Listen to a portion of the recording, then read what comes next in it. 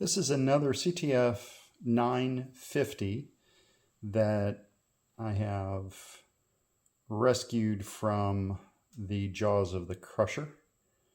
This particular unit has undergone the same kind of refurb work that I do on these decks, and I'm going to walk you through it.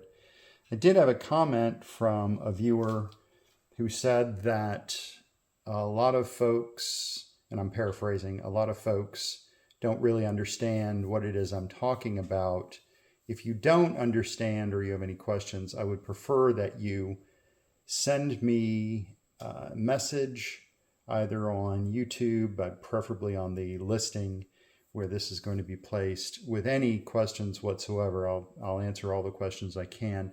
The viewer's concern was that people didn't understand one capacitor from another and didn't really understand that when I do this kind of work that I'm actually pulling out the old pieces. Well, I save all of the old capacitors, and here's just one sort of bucket of old capacitors and components that I have pulled from various pieces of equipment. Most of these are capacitors that have actually come out of these units. So I do remove capacitors. I will test them. I make sure that the ones I'm taking out are bad, or at least are not in spec, and then I replace them with new capacitors that are of a higher quality, audio grade quality, and that measure in spec. If they don't, if I pull it out of the package, doesn't measure in spec, it doesn't go into the unit. So that being said, I'm going to take you on a quick tour and show you some of the things that have been changed on this particular unit. So starting with the transport, all of the belts have been replaced. The rubber tire has been replaced. These two pinch rollers have been replaced. And this particular pinch roller on the left, that pinch roller runs about $60, just the pinch roller itself. So and it's very important, because if that pinch roller is not correct, it will affect your tape path, and in the traditional vernacular, the deck would eat your tape. So that's very, very important to have correct. This is a spec pinch roller that I use as well, and this is the pole pinch roller, feed and pull. So this particular unit, as you should know probably by researching the CT-F950s, this is a 3-head deck. You have your record and your playback heads. You have the capability here, and when I put the faceplate on to do some testing to let you see how it works, I'll demonstrate that. This particular unit had a few things that had to be replaced. I'm going to pick the camera up now and just kind of go on a overhead tour to show you some of those things that have been done. So one of the things I always do is I will rebuild the rewind motor, because they almost always need to be rebuilt. If I get a unit and the motor's working fine, I just don't trust it. So I take it apart, and almost in every situation, I clean dirt out of them. I clean up the armature. Everything gets cleaned up and brought back to spec. So this motor now has the torque and operates the way it did when it was brand new. Typically, I don't do anything with this motor. This motor is one that is very hard to service. It actually has a board inside.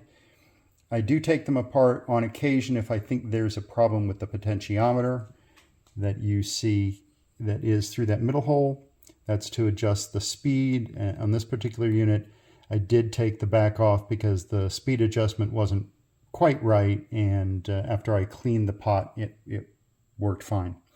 Now, a couple of things that I do to these decks. This particular capacitor has to do with sensing when the rewind or fast forward has exhausted, and if it's not in spec, the shutoff won't occur. So that's been taken care of, that's been replaced. Any of the red capacitors you see have been replaced. These two riser boards have been fully recapped, and the motherboard has been recapped. Now, when I say fully recapped, I want to be really pedantic about that. When I say recapped, I mean recapped with electrolytics. The electrolytics are the capacitors in question. They're the ones that typically need to be replaced. And so I've done that throughout this unit. Now what I'm going to do is I'll go ahead and swing the unit around, and we'll take a look at the back real quickly, just so that you have confidence that what you're buying is the unit that we're looking at. So I do put stickers on the back of these that detail the changes that were made to it, the fixes that I had applied, and a little bit of a QA checklist, just things that I make sure are correct. And then there is the serial number. I'm going to go ahead and turn this unit back around, put the faceplate on, and go ahead and start to do some tests so that you can hear it playing and working. There we are. We've got the top on. And before I mount the camera, I'm going to take you on a tour of some of the dents and small blemishes on the unit, just so that you're aware of what you're getting. There is a minor dent blemish here, you can see. It looks like somebody must have dropped something on it, chipped the front a little bit. The sides look pretty good. It's all right, not too much of an issue here. And look at this side, looks pretty good. There is a little chip up here at the top right, as you can see. But the side looks pretty good.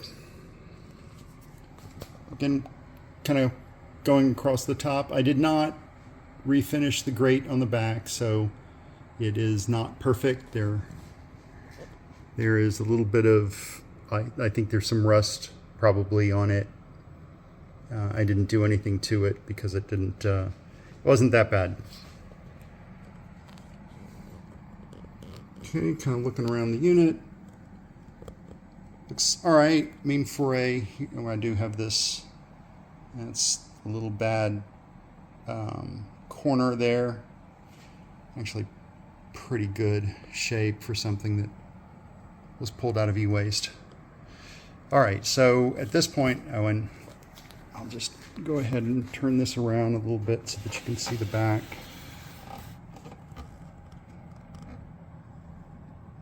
The case has been marked with the serial number of the device, and that's done for everybody's mutual safety, just to make sure that, you know, if for some reason there's a question, then it'll get, if for some reason there is a question about the case and the unit, we know that they're matched. Okay, for the music that I'm going to be playing today comes from the YouTube library, so that I don't get any kind of copyright problems. And I'm going to be testing several different tapes just so that you can hear them. I'm going to start off with just a standard type 1 bias tape, nothing special. This is a UR60 XL. And as I've said before with these recordings, so it's a 3-head deck. You have tape, which you can listen to while it's recording, source. You have a bias adjustment. Bias adjustment works only when you're recording. It has no effect when you're playing it back. Dolby on off. This is Dolby B deck. This was before Dolby C came out and was on multiple decks. This is a deck from late 1970s, 78, 79. You do have a mic input. I've tested these as well, and they're quite sensitive, works fine.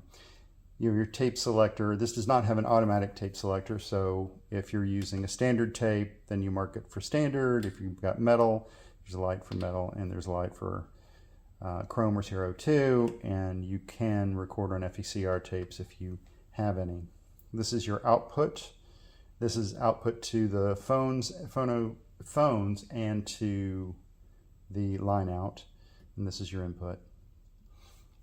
So real quickly, I'm not going to go through all of these functions, but one of the functions that's nice is that if you set it for end and you rewind, once the tape gets to the end, it'll automatically start to play. So you could put a tape in and it'll continually play and rewind one side at a time. Remember, this is not an auto reverse cassette deck. It's only a single direction. Now what'll happen is it'll start playing. Okay, so what we're going to do is we're going to record some different selections and see how it sounds.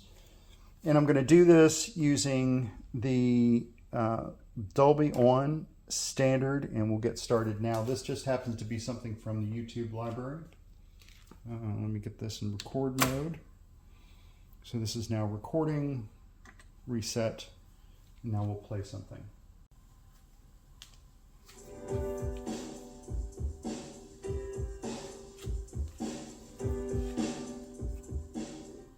Controls the volume, output. Now we can hear this without Dolby, and you can hear that it's brighter.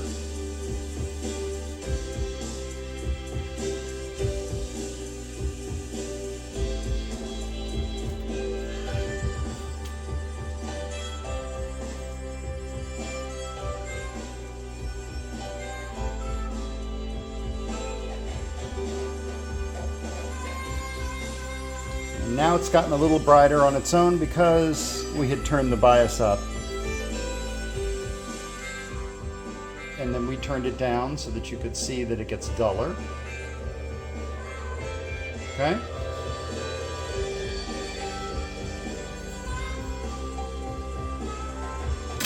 Now we're going to do the same thing.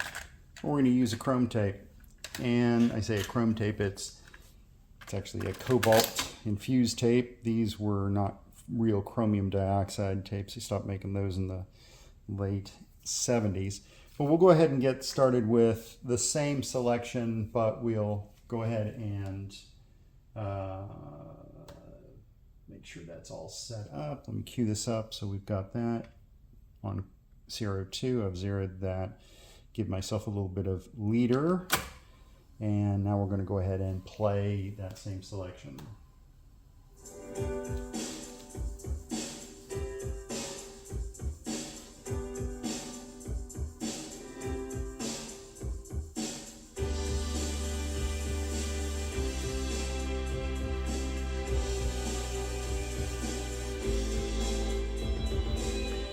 Has a different effect on some tapes.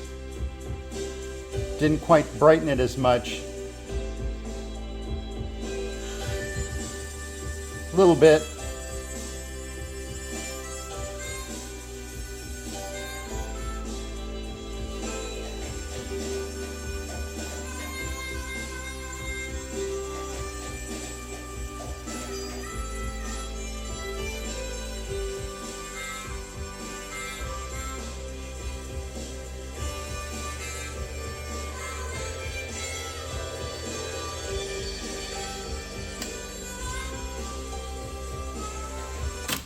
Now we'll play that back.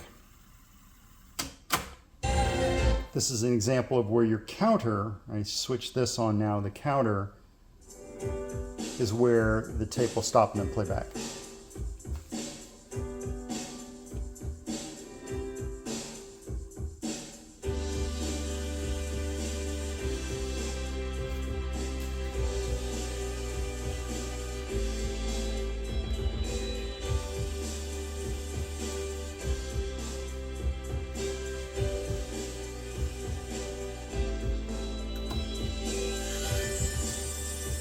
You can see if you take the Dolby out that we've captured higher highs.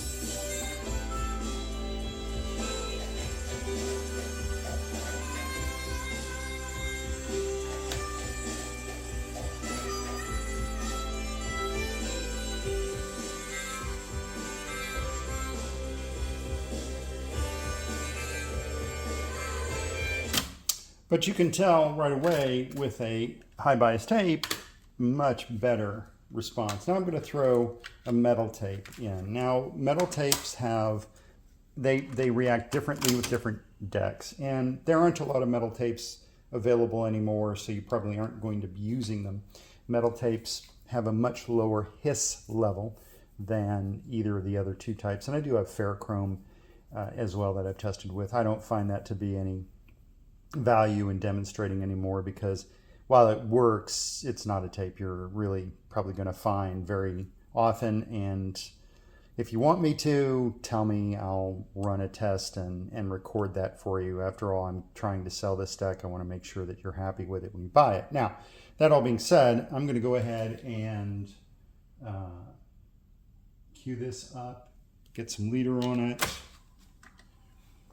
Oh, I've got to set this to metal. And this is really important. You've got to have a metal setting on a deck to be able to record onto a metal tape. And the reason is the coercivity, the ability for the tape to magnetize and be demagnetized, is reliant on a much higher current going to the record head. So that being said, I'll go ahead and start this.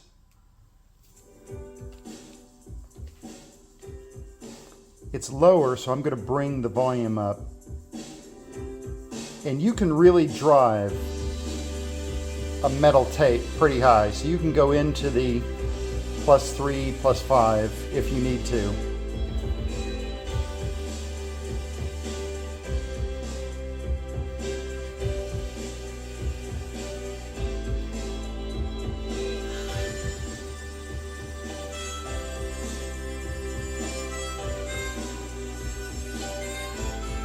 Not a lot of effect on the bias, fine with this particular tape.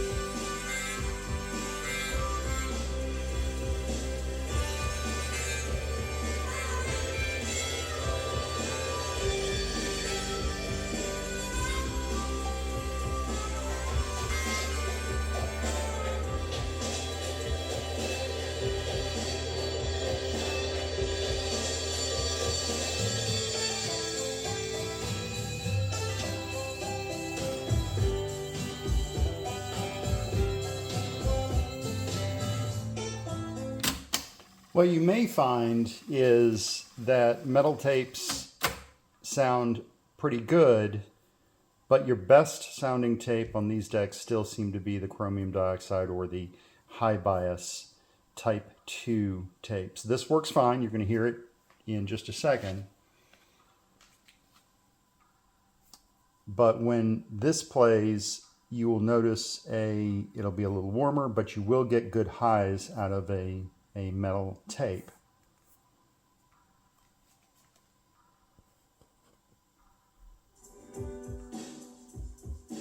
Remember, it was low, so I turned it up.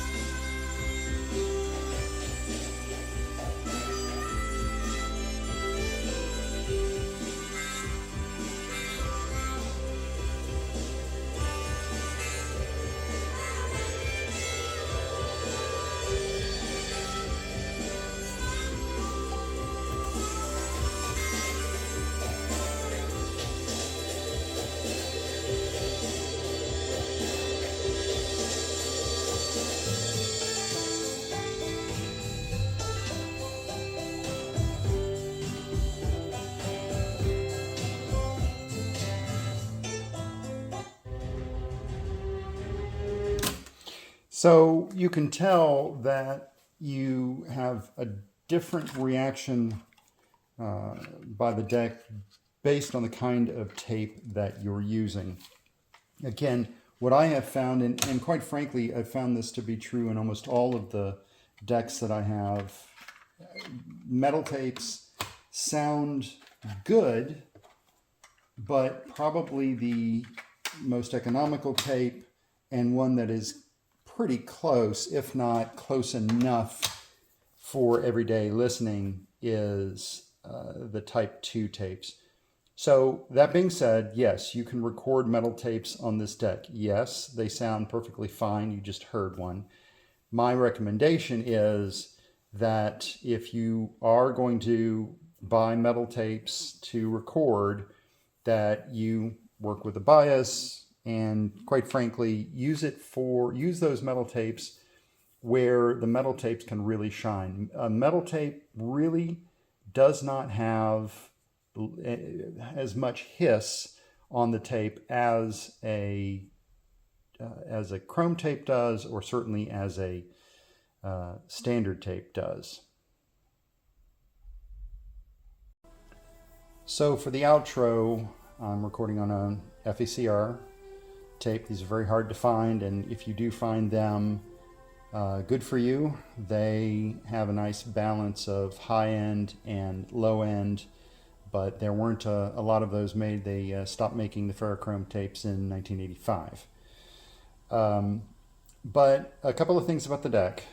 I will send an owner's manual, so review all of the buttons in the owner's manual so that you understand how they work. Ask any questions before you purchase this deck. These are not returnable. They are guaranteed not to be dead on arrival. I do ask that you make sure that the shipper has not damaged the item. So when you get the box, inspect the box very carefully, make sure no holes punched in it, or it doesn't look like it's had trauma before you sign for the unit. The UPS or FedEx, or however I send it, it'll be one of those two carriers, will probably try to rush you, but you take a look at the box, you make sure that it looks good, doesn't look like it's had trauma. If you think it's had trauma, don't just refuse it, right? If there's, and I've had this happen one time in the last 2 years where a deck, something happened and the face was crushed in. And that had nothing to do with the buyer. They were really concerned. I had no issue bringing it back, but we want to make sure that there is no damage in shipping. If something happens to the deck in 2, 3, 4 months down the road, you'll have to get it serviced locally. I don't do repair services, so this is being sold as is, not for parts, but as is. But I want you to see it does work. When you get it and you take it out of the box, it will work. If there are any problems that arise over the next, n number of months or years, then you'll have to get it serviced there at wherever you live. Again, ask questions before you purchase the unit, and I'll try to do everything I can to make sure that you are aware of what you're purchasing. Thank you.